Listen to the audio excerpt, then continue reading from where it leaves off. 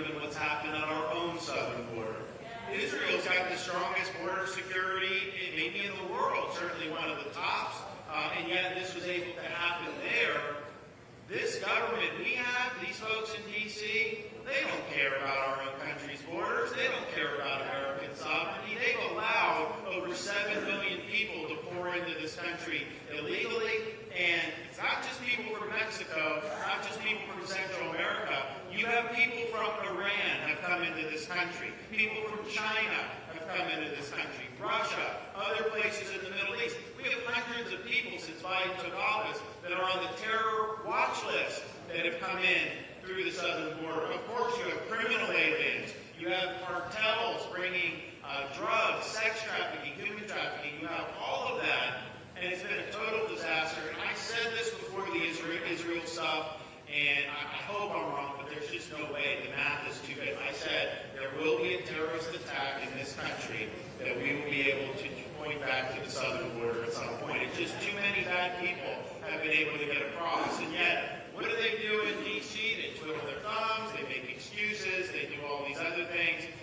It's time that we solve the problem. And Republicans have been talking about this for a long time, for years and years and years, and yet the problem persists. So when I'm president, on day one, we're going to declare the border to be a national emergency. We're going to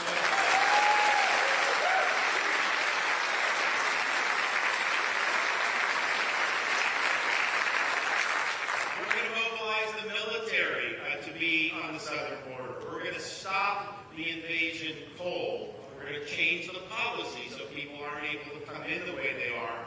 And when people come illegally, people that are not here legally, what the president has to do is you have to follow the law and you have to send them back to their home country.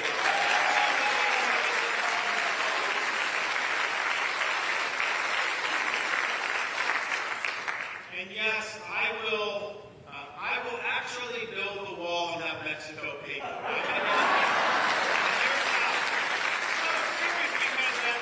remember going to the rallies in 2016 at that time, and Donald Trump had a number of great rallies by his drain the swamp. That didn't happen either, but the build the wall and have Mexico pay for it was like the best line. Everyone was fired up, and I was happy because people had not taken the border seriously for a long time. And so it didn't happen. He was in Iowa a couple weeks ago, and he was basically explaining why it didn't happen. He said something to the effect of, well, look, there was no legal mechanism I could have done to force Mexico to pay. How do you just say pay for the wall? Now, that's not what he was saying in 60. He was very clear he was going to have to pay. But here's the thing. You actually can have Mexico pay for the wall if you know what you're doing. No, they're not just going to hand you billions of dollars. I get that. The way you have Mexico pay for the wall is you impose fees on all the remittances that people send back to Mexico and Central America and South America. You raise billions of dollars.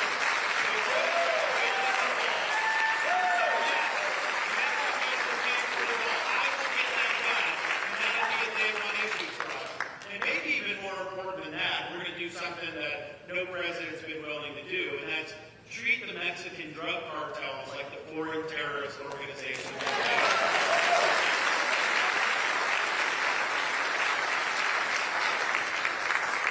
First of all, the cartels help move people into the country, just the mass numbers of people. They traffic people, they do all that, they make a fortune off that. But then they move all this fentanyl into our country, and they get the supplies from China, the precursor chemicals. Now they're making it and bringing it in. So they're invading our country, and they're killing our people to the tune of over 100,000 overdose deaths a year. And this is something that's affecting communities all across the country. I've been active in illegal immigration and the border stuff since I've been governor in Florida. We've made sanctuary cities. I've sent people to be in Texas to help stop the invasion. And I've even helped transport 50 illegal aliens to beautiful Martha's Vineyard.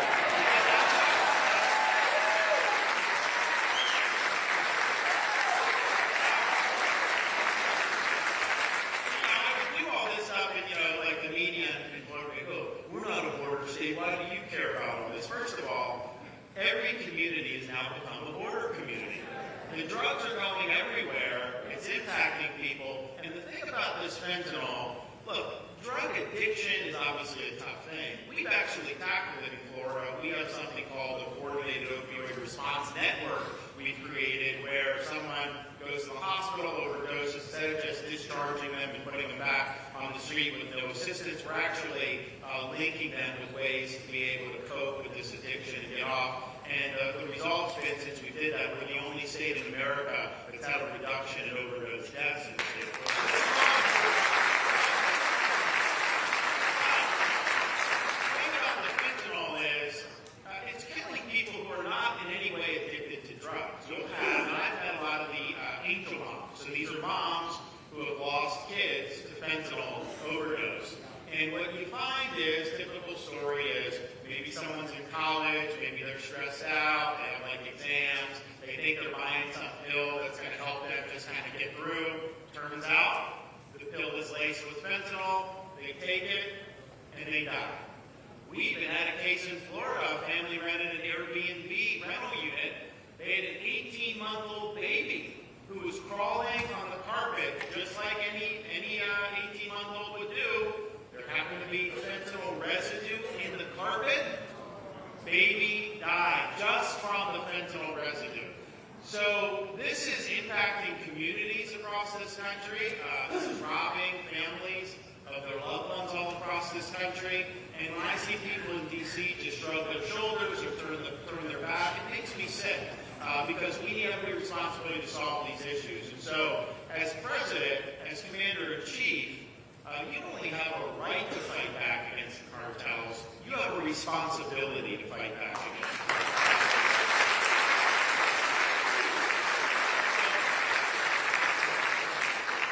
So I'm going to authorize to treat them as an enemy force. We're going to authorize the use of deadly force against the cartels. When I have someone from the cartel trying to break through our wall or break through into our country with that fentanyl on their back, we're going to shoot them stone cold dead.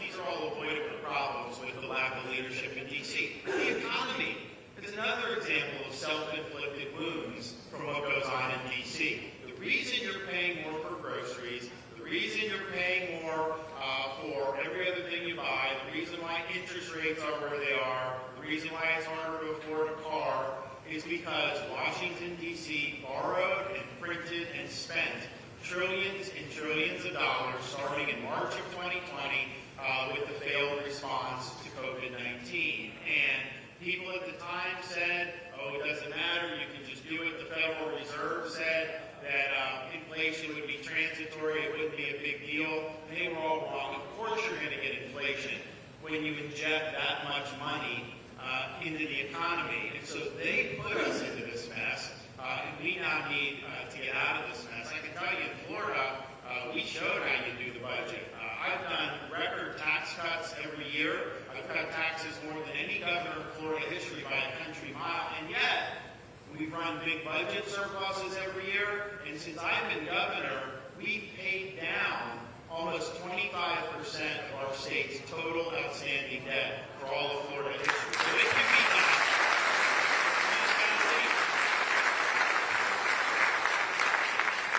So we need to fix this, and this will be another day one issue for me as president. We're going to do with Congress like I did in Florida. I vetoed billions of dollars in wasteful spending, and we're going to make sure to discipline Congress so that they stop spending this country into oblivion, because they are harming you, they're harming your kids, and they're harming your family.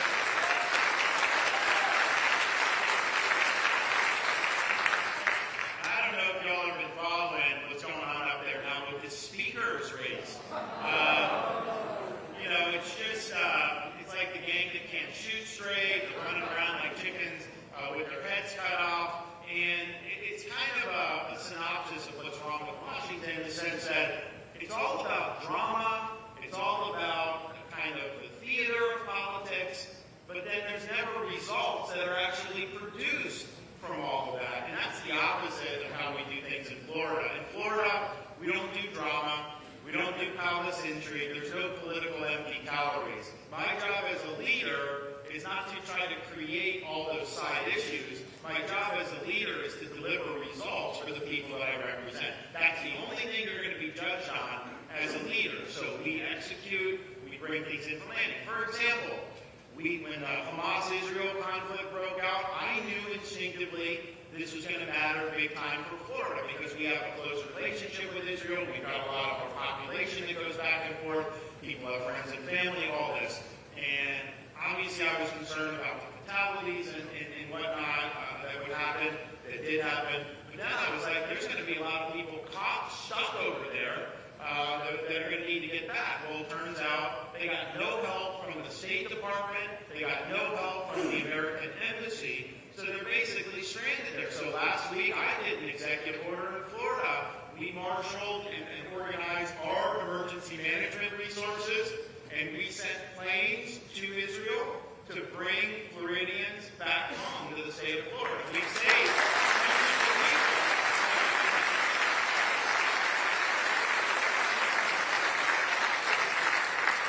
So we brought back the first flight, I think it was 271. We had 91 children on that plane. I agree. My wife and I were there this weekend greeting the folks coming off the plane, and one of the mothers told me she had a 6-year-old daughter, which my wife and I, we have a 6, 5, and 3-year-old, so I felt that hit me. She's like, my daughter was saying, I don't want to hear the rockets anymore. To get me away from the rockets, I just want to get back to Florida. We got to get home to Florida. So we were able to make that happen and do it, and then when the planes go back, the next round, we're bringing supplies, we're doing all those other things, getting the job done. So what Biden has decided to do is he won't bring people back to home, but he will dump Americans in Greece, and then they've got to figure out a way how to get home from Greece, and he's charging them for the plane ticket to be able to get to Greece to begin with. And I'm just thinking to myself, you know, if you come to this country illegally, Biden will fly you all across this country for free. Let's put you in the country. But Americans have to foot the bill. Talk about putting the American people last. What a joke. So there was a need for leadership. You know, we are doing that. We just executed the mission. We have a couple more flights this weekend. We're going to end up having saved between 700 and 1,000 people who were stranded in the world.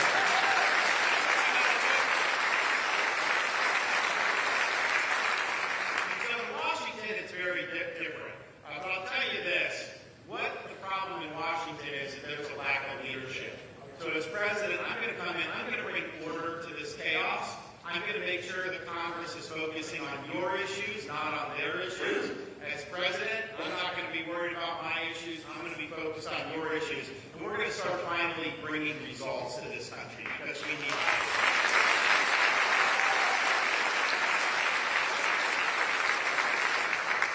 Now, watching what's gone on there only deepens my support for something that I think we've needed for a long time, and that is this. We need term limits for members.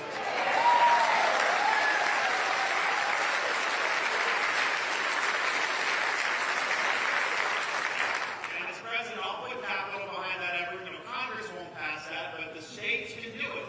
And Florida has certified, many other states have certified. So we're going to put this on the front burner. We're going to get the states to step up because if we don't get a change in how Washington is structured, you know, we're going to continue to have very, very bad results. We're also going to do a balanced budget amendment for the Constitution. So we're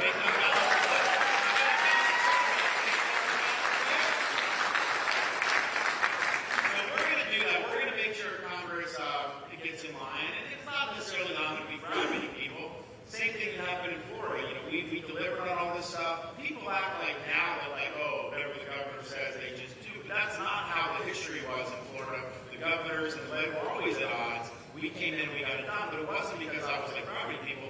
I had an agenda and a vision that the people responded to. So they were telling their representatives to support the agenda. That's what will happen. You'll have the people tell their congressmen and senators, hey, get behind what the president's trying to do. We will get the job done. It's very important that we do that. We also, in order to get the economy back in order, reduce inflation, I will on day one take all Biden rules and regulations, all of Bidenomics, and we'll throw it in the trash can.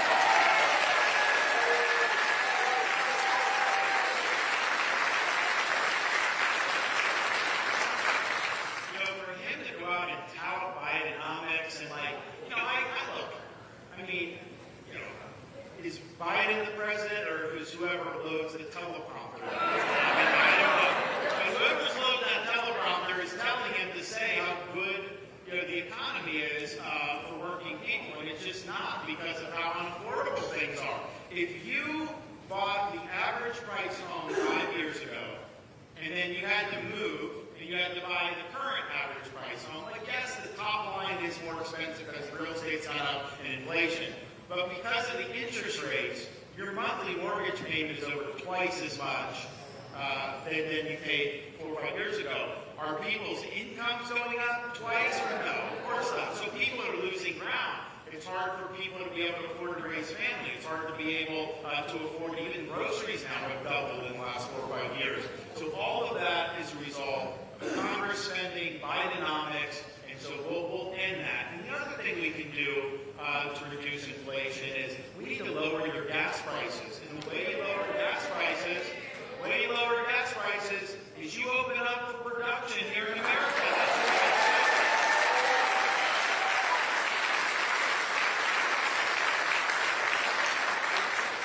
So we'll open up federal lands, Alaska, permit pipelines, we'll have the Marcellus Shale, we'll have the Permian Basin in West Texas. All these places can produce so much. It will lower prices, gas prices. It'll lower overall prices because energy impacts everything that's produced in the economy. It'll be good for jobs and our industrial base, but it'll be good for our national security.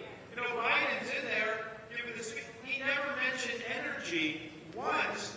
If we are going towards a Green New Deal and decapping our production like he wants to do, that is good for Iran, Russia, and China.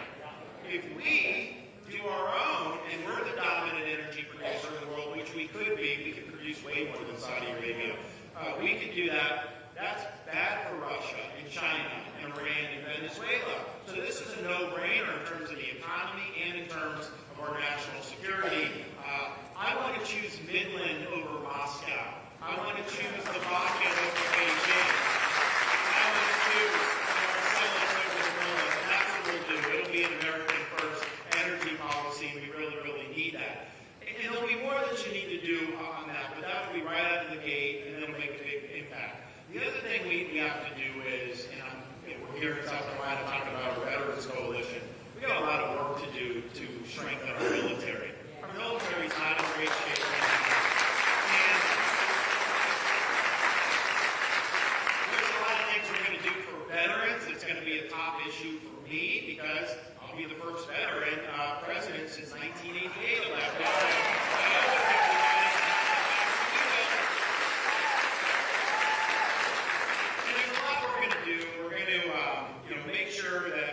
Transcend the bureaucracy and link the veterans with all the amount of resources that are there. We've got a lot of resources in this country that are not a part of the VA that want to help veterans. So we have a way to be able to do that, and that'll be important. We're going to work on veteran suicide and substance abuse and homelessness. Tough issues, but we've got to get in there and we've got to do more.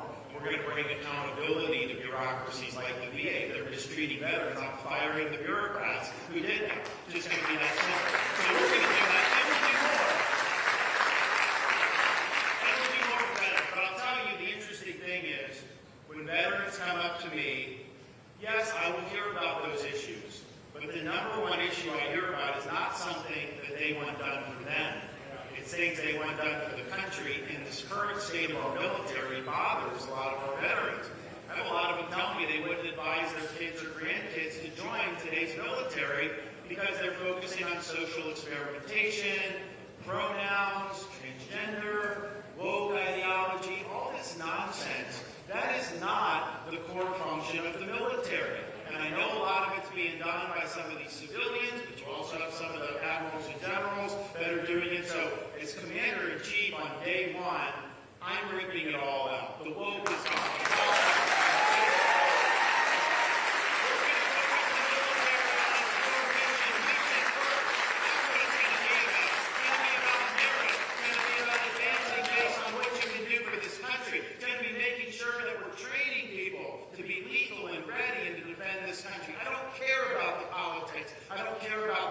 And you know what that's going to do?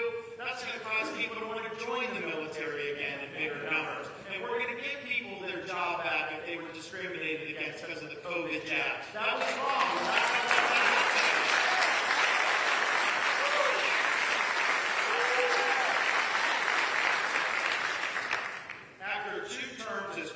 oh, by the way, we need to nominate someone that can serve 2 terms. It's really important. We can't get done everything that's not going to happen. So after 2 terms, our goal will be that we can look back and say that there's no question that America is the top superpower in this country, or in this world. There's no question that America's military is as strong as it's ever been, and there's no question that the United States has successfully fended off the challenge posed by the Chinese Communist Party. That's our test. This next 10 years, China surpasses us on economy and military. That's going to impact the lives of every single American household, every American family is going to feel that in a negative way. On the current course, under Biden, sleepwalking around the world like we are, that is likely to happen. Heck, you could even end up in a war with China that we would lose under a Biden regime. So we recognize the threat posed by the CCP. In Florida, I'm one of the few guys that's actually taken action. We have, in the state of Florida, banned the purchase of land by the Chinese Communist Party.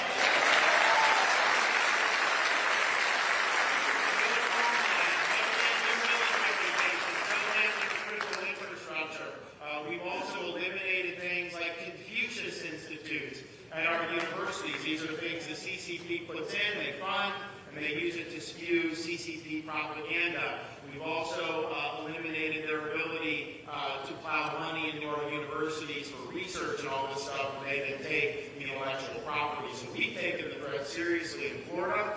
We need to start taking the threat seriously throughout the United States. And yes, it does mean stronger military capacity in the Pacific. It means not being dependent on China for our economic needs. You know, right now, if we had to have a world war break out, God forbid, and China and us were on the other side, we would have to go to China to get what we need to be able to defend this country. Who thinks that is a good idea? So we need to reclaim our economic independence from China, and we will do that. And we also need to make sure that they are not exerting cultural influence over this country. They have influence in this country that they should have. They have police stations that they have in different parts of this country. How did it ever get to this point? The reason it got to this point is because elites in D.C., they greenlit China's expansion with their policies. People on Wall Street made a fortune, but it has not been good for this country. It's not been good for middle America, and we're going to do something about it. We're going to take the China threat seriously.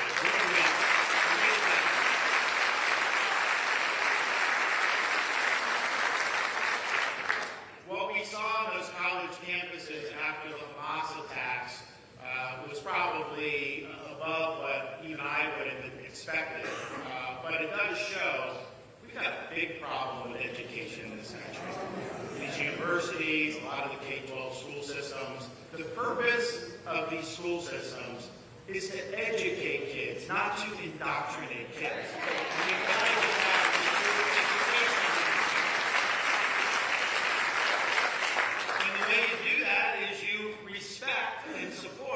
The rights of parents to direct the education and upbringing of their kids. Parents have a right to know the curriculum that's being used in their kids' school. They are trying to jam pornography into very young grades nowadays, and it's sad that it's happening. We put protections in place so parents in Florida can blow the whistle, and what the media on the left say is, if you take out a pornographic book from a 5th grade classroom, that's, quote, banning books. It's not banning anything. You as adults in Florida, you can get whatever book you want. You know, heck, you can go and view Hunter Biden's laptop if you want to go. I don't care. That's your, but don't bring it into the classroom with these young kids. And so we made the point as this was going on. I did a press conference out in Florida. We called it Exposing the Book Ban Hoax. But before I spoke, we just played a video, a 2-minute video, that just showed the images of what the parents had been objecting to. The local news stations that were covering that press conference immediately cut their feed. They said it was too graphic to air on television. Well, if it's too graphic for the 6 o'clock news, how is it okay for a 4th grade school child?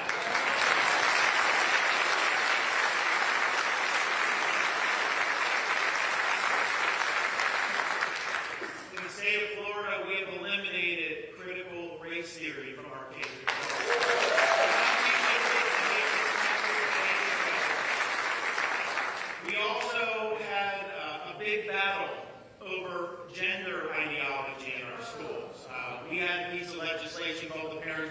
Education that said it's inappropriate to be sexualizing curriculum in elementary school. I have a 6'5" and a 3-year-old. My wife and I are raising at home, and I think that they should be able to go to school. I think your kids should be able to go to school, watch cartoons, just be kids without having an agenda shoved down their throat.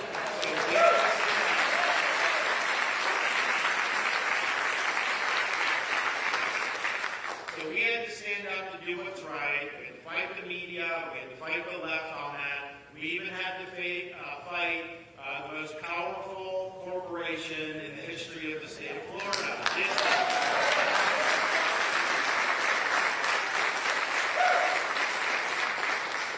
And a lot of people said when Disney came out and they were fighting it that Disney always wins and the governor's not going to be able, to sustain the position. He's going to have to veto the bill or something like that. Well, look, that may have been the case that they ran the state for many, many decades, but not with this sheriff in town. We do what's right. We stand up for ourselves. Here's that now.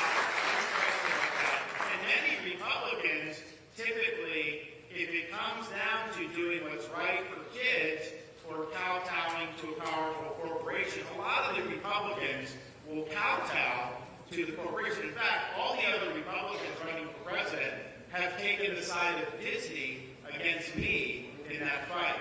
Let me tell you this, if we can't get education right in this country, if we can't get it so kids are able to go to kindergarten and first grade without being taught that they can change their gender, this country is not going to succeed. We've got to stand up and do what's right. We can't let the black man represent us.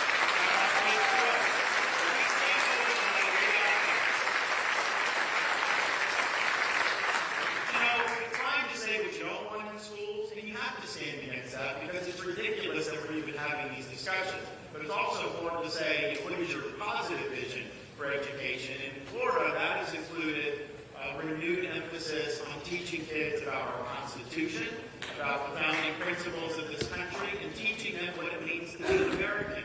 We put a big emphasis on American civics. We even created a course for teachers, 50-hour course. They get a $3,000 bonus if they take it.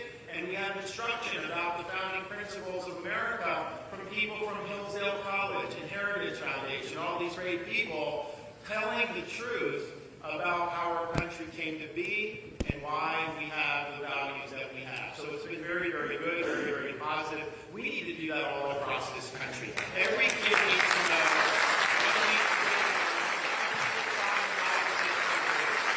You can't just graduate a bunch of blank slates.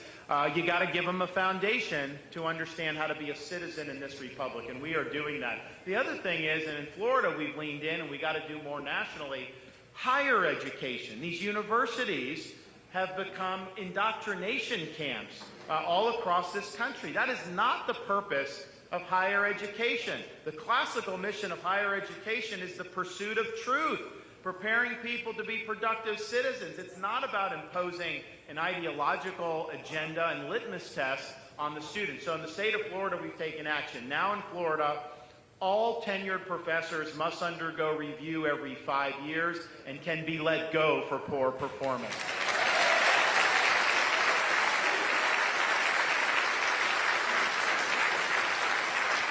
You look at how some of these colleges responded to the Hamas terrorist attacks. You look at like University of Florida, some of our schools, you didn't see the presidents putting out. They put out statements saying, we stand with Israel against these barbaric attacks, and we're not going to allow our Jewish students to be attacked by other people. Very rare in academia that was happening, but it was happening in Florida. We have a liberal arts college in Sarasota called New College. A lot of people didn't even know what it was. It was supposed to be a top honors college for Florida, but it had been underperforming, and it basically had devolved into like a Marxist commune, like left of the left, all about ideology, all about the agenda, very light on things that are actually benefiting the state.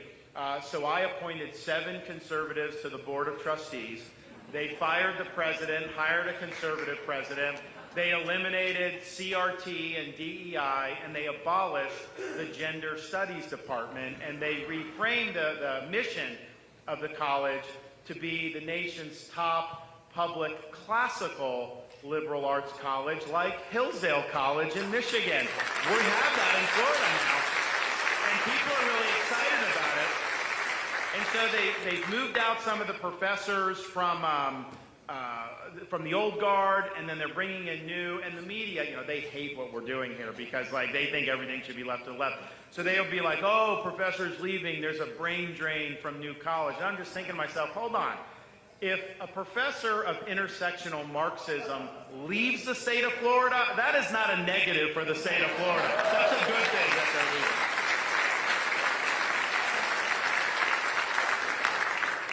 Another thing that we've got to tackle, and again, this is people shooting themselves in the foot, is I don't care whether you live in a red state, a blue city, criminals need to be held accountable for their crimes. You can't release people. You can't put them back on the street. And what we've seen is you've seen in leftist jurisdictions, you've seen attacks on law enforcement. You've seen laws like abolishing cash bail, where they just put people right back on the street. And you've seen the election of prosecutors, radical prosecutors funded by people like George Soros, who get elected and then say they're just not going to enforce the laws they don't like. I was in California. My wife and I are in California for the debate at the Reagan Library that we had last month. And we're doing a bunch of events while we're out there. And we met 6 or 7 people that had been mugged in Southern California in the last year. And I'm thinking to myself, of all the political events I don't think I've ever met one person that's been mugged in Florida for that. And I'm not saying it never happens, but in California now, they don't prosecute the muggers. So they keep doing it more and more. And it's got to the point that women were telling me they take off all their jewelry anytime they go in public, because if they have jewelry on, they're a target. And that is intentional by those prosecutors by not holding these people accountable. Now in Florida, and Senator Kimbrell mentioned, we had a Soros-backed prosecutor in Tampa, Soros-backed prosecutor in Orlando, who were not willing to satisfy their oath of office and follow the law. So I removed both of them from their posts. They are gone.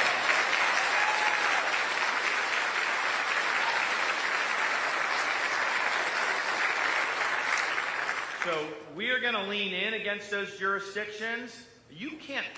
We can't succeed as a country if every urban area is just a crime-ridden hellhole. We just can't.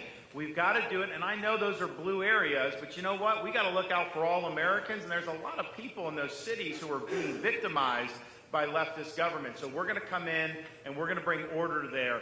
You have a right as an American to be able to raise your family in peace and security, and we're going to restore the rule of law in this country once and for all.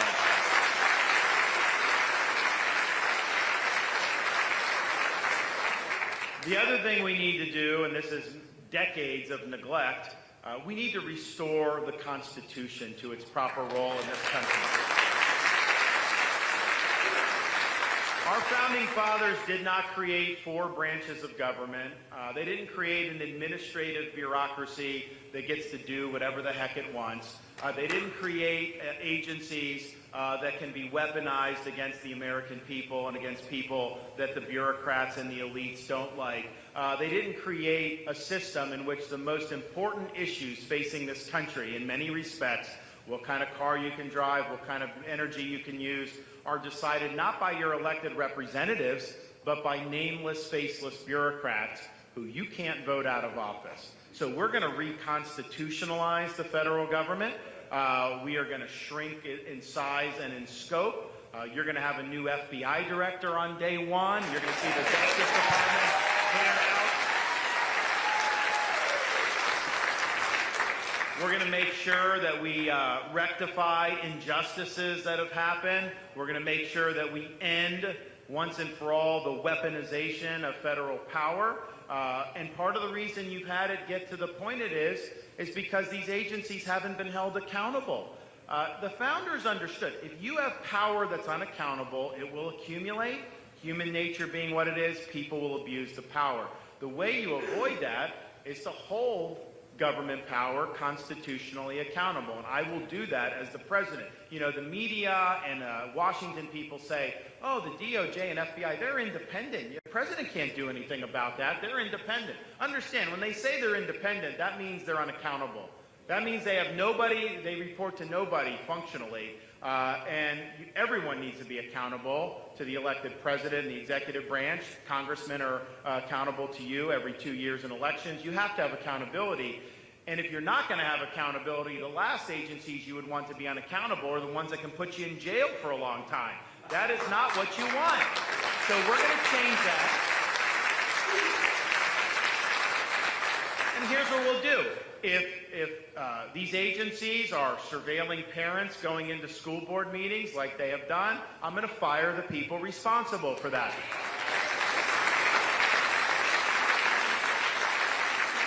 If the agencies are colluding with big tech to censor lawful speech, I'm going to fire the people involved with that.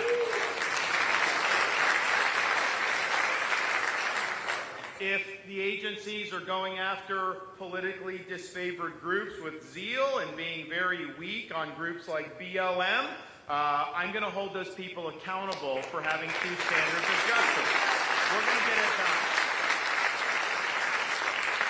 And I think this is kind of the last chance. I mean, we either right the ship on this in 24 election, or I think the bureaucracy is never going to be able to I don't think you're ever going to put the genie back in the bottle, because we know how bad it's gotten. We know that we no longer govern ourselves the way the Founding Fathers intended, and we either fix it now, or they're going to keep accumulating that power. And these elections, you elect the President of the United States, that should be who runs the executive branch. Instead, you can elect the President of the United States, and then the bureaucracy, if they don't like who the people elected, they just try to kneecap everything the president's doing. That ain't going to fly. So we're going to be exerting Article 2 power to keep these people in line. And yes, we're going to be firing an awful lot of people in the swamp. So just be ready for that.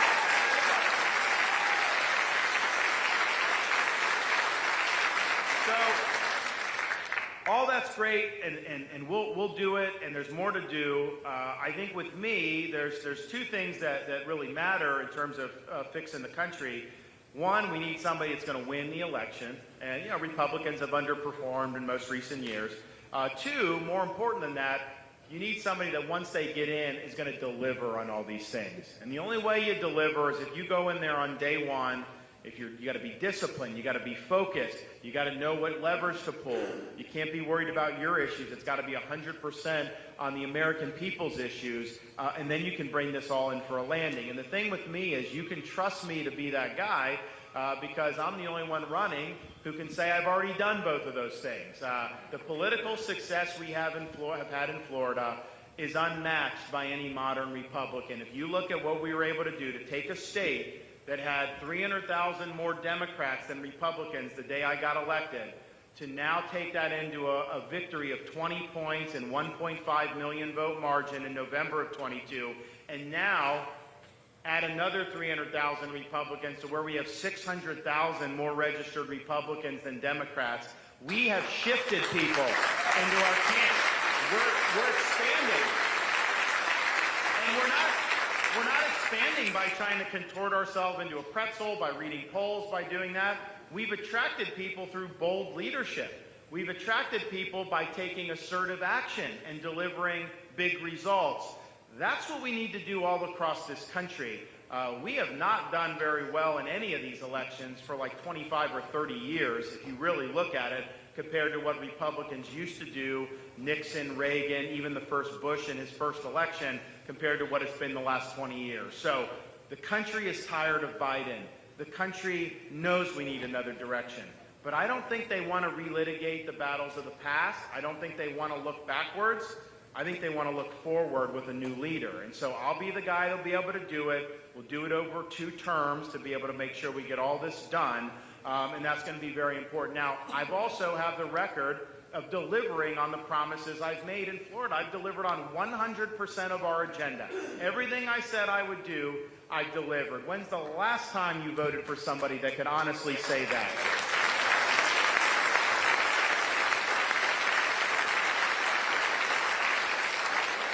'24 is make or break for this country. We're not getting a mulligan on this election. We're not going to be able to make any excuses. We have to get the job done. Otherwise, we're going to have hell to pay for a long time in this country.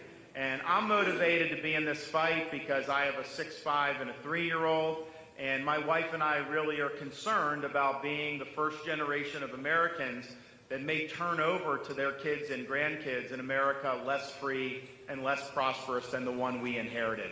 And that doesn't sit well with me, but I also understand that each generation of Americans has been called upon to defend freedom when it's at risk. This is something that the Founding Fathers understood.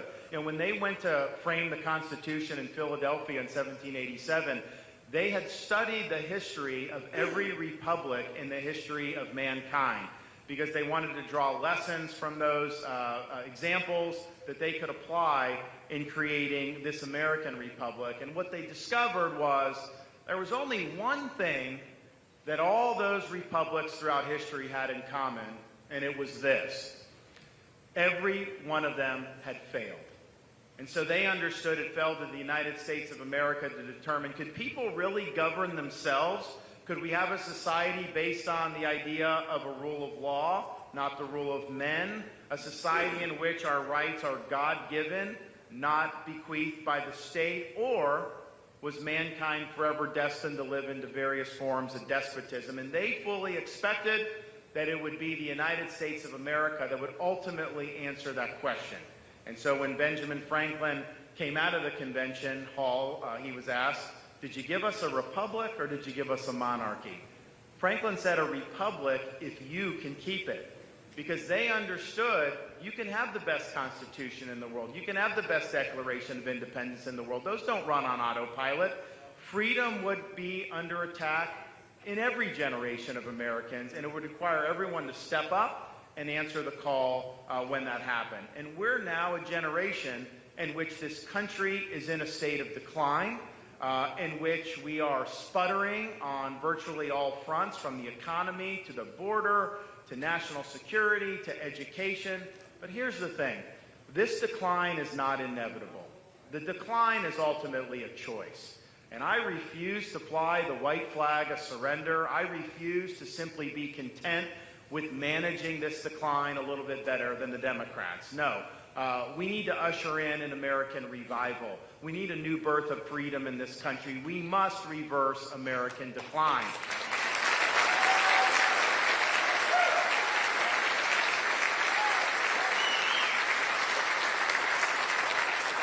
So as we take on this task, I'm not only motivated by what we need to do for future generations, I'm also motivated by the debt of gratitude we owe to previous generations. One of the time when I used to go up to Washington, D.C. and fly into Reagan Airport, there was a particular route that you could take that would take you right parallel to the National Mall. If you looked out the left side of the plane, you saw very up-close, beautiful views of the Lincoln Memorial, the Reflecting Pool, the Washington Monument, other memorials, the beautiful U.S. Capitol building, and you had a sense of pride as an American because all those things symbolize the ideals and the principles that have made this country unique. But what I figured out after doing that a few times is those were not our country's best monuments to freedom.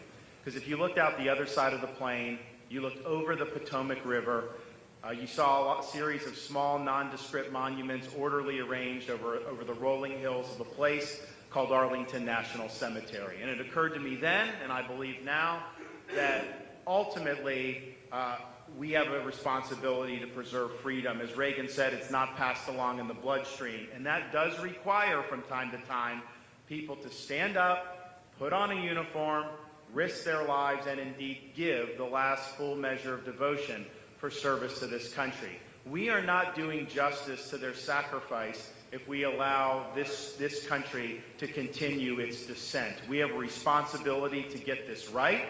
As your Republican nominee, I promise you we will win across the board. As a leader, I'll be someone that you can be proud of. And as your president, I can promise you this: I will not let you down. Thank you all. God bless you all. Thanks so much.